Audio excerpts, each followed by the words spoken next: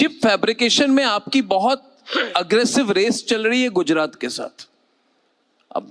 अब chief minister of Gujarat is your friend? You talk to him? Absolutely. Do you discuss chip fabrication?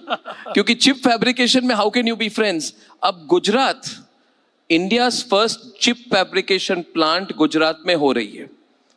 Maharashtra flagship semiconductor belt जो है वो $10 billion की पनवेल की आपकी शायद फैसिलिटी है। आप कैंडिडली हमारे रूम को ये बताइए, ये चिप वैल्यू चेन में, in the chip value chain, what can Maharashtra win and what has Maharashtra already lost on chips? नहीं, आपने बहुत अच्छी बात कही। आज हम लोग कॉम्पिटिटिव फेडरलिज्म में हैं। Yes.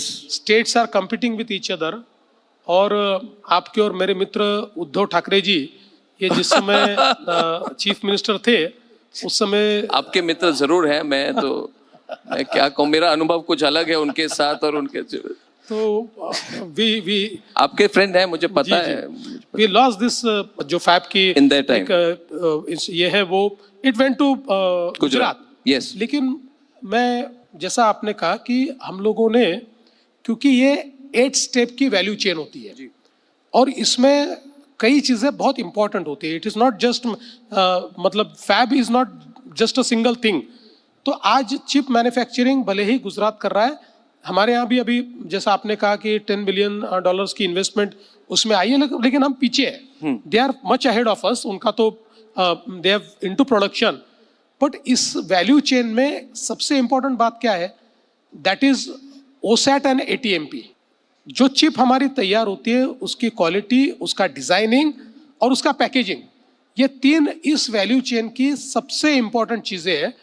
और ये तीनों चीजें ये महाराष्ट्र में हो रही है। We are well ahead.